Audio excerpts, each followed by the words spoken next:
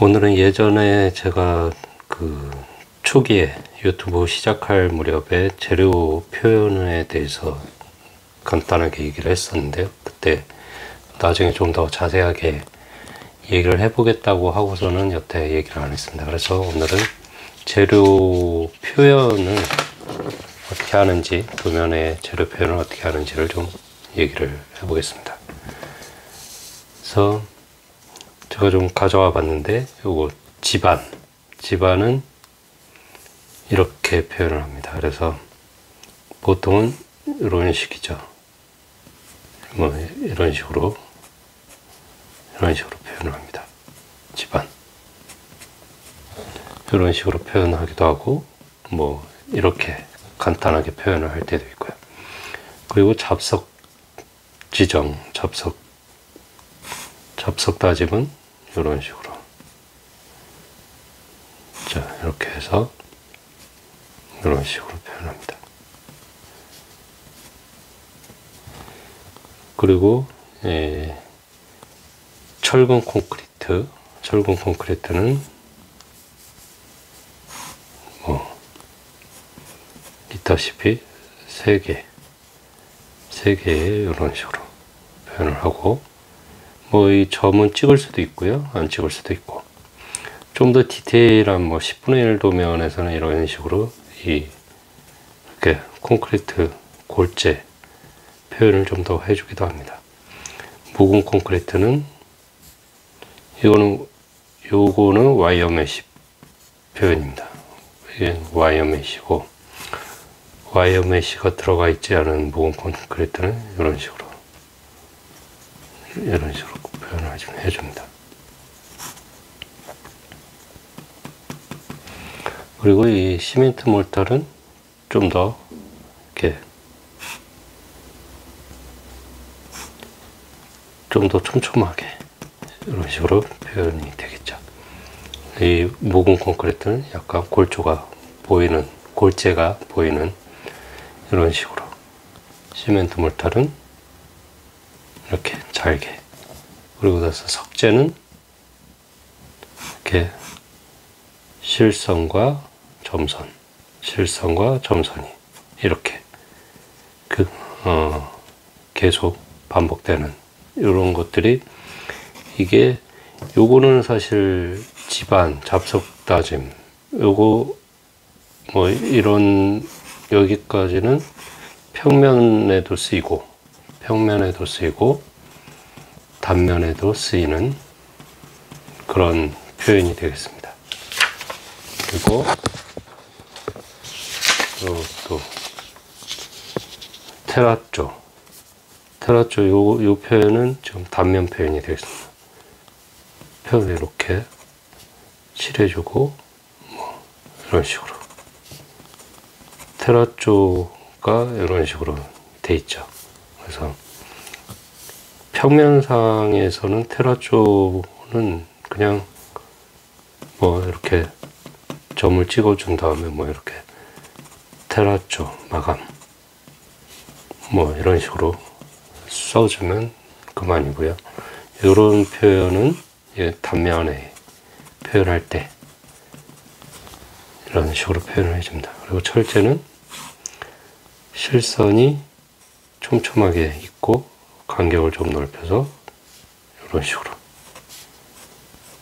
식으로 표현을 해주는 게 철제입니다. 타일은 요거는 단면상의 표현이죠. 타일도 테라조 마감처럼 이런 식으로 이 평면에선 표현을 하고, 이렇게 해서 타일 마감일 경우에는 이렇게 간격을 표현을 해주기도 합니다. 이런 식으로 타일, 그래서 뭐 300에 300각 타일, 아니면 250에 뭐 150 타일, 뭐 이런 식으로 표현되겠죠. 그리고 이 표현은 이제 단면상의 표현이 되겠습니다. 이런 식으로 단면상에 이렇게 타일 표현이 되겠죠. 그리고 단열재는 이 표현이 뭐 이런 식으로 물결이 지게 되어 있습니다. 이런 식으로도 표현을 하고, 아니면 그냥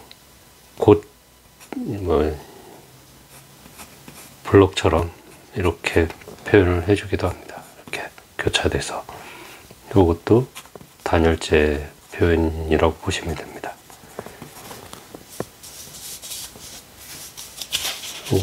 요거는 보호제라고 써 있는데, 어떤 보호제를 나타내는지 제가 잘 모르겠는데, 요거는 이 어떤 코킹이나 뭐 이런 거 쓸 때도 이런 식으로 해주기도 하고요. 요거는 제가 잘 모르겠습니다. 보호제.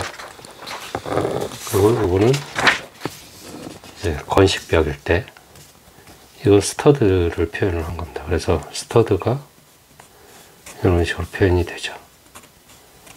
이렇게 표현을 할 수도 있고, 스터드를 이렇게 표현을 하고 석고보드를 양쪽에 치는, 뭐 투플라이, 두겹, 투플라이라는 건 두겹이죠. 투플라이, 두겹, 우리나라 말로 두겹.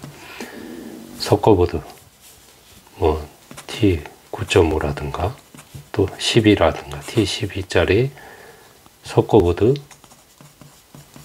두겹, 또는 석고보드 투플라이. 석고보드를 영어로 쓴다 그러면 뭐 집선보드 뭐 이렇게 되겠습니다. 그래서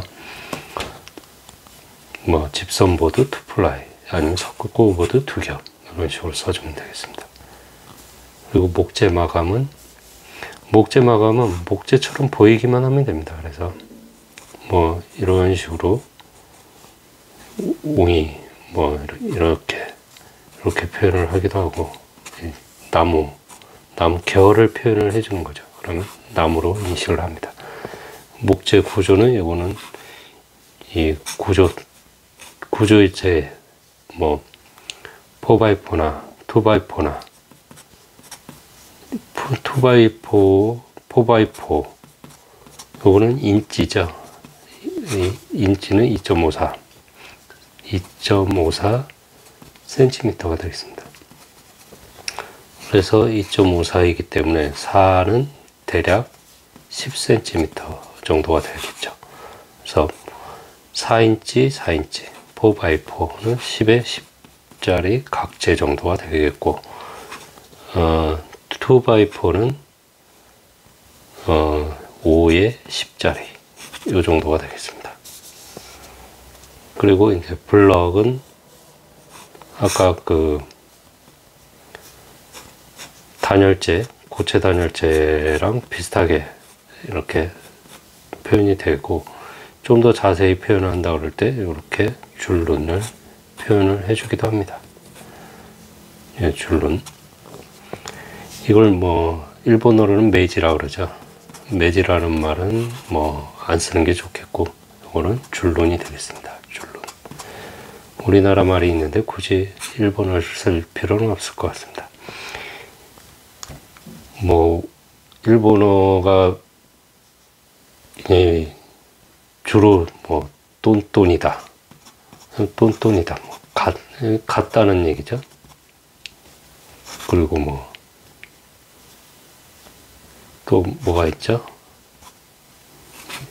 똔똔이 있고, 그리고 쇼부를 본다, 뭐 이런 얘기를 하는데, 이거는 승패를 가린다, 승부를 가린다. 쇼부가 승부죠. 승패를 가린다. 이런, 그냥 승패를 가리거나 뭐 이렇게 써주면 좋을 것 같습니다. 시멘트 벽돌은 이렇게 사선을 그어서 표현을 하고요. 여기도 마찬가지로 좀 더 자세한 도면이라 그러면 이렇게 줄눈이 표현되겠습니다. 줄눈.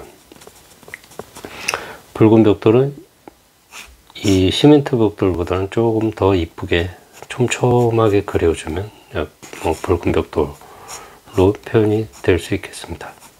이것도 마찬가지로 좀 더 디테일하게 상세하게 표현이 된다 그러면 이렇게 줄눈이 표현되는 걸로 보시면 되겠습니다. 그래서 이런 표현들이 뭐 인면하고 인면이 아니고 단면하고 평면에 이렇게 주로 표현이 되는데요. 근데 이렇게 큰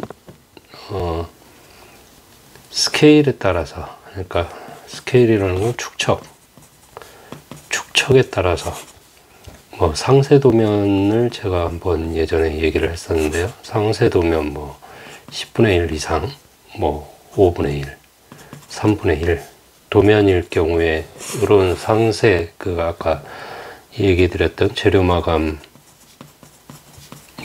표현이 되는 게 좋고요.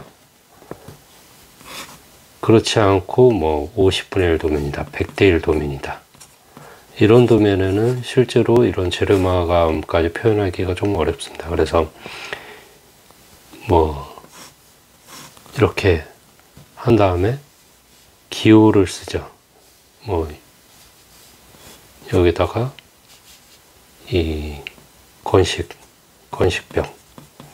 마감, 건식벽 이렇게 써주면 되고, 아니면 건식벽에서도 이 안에 석고보드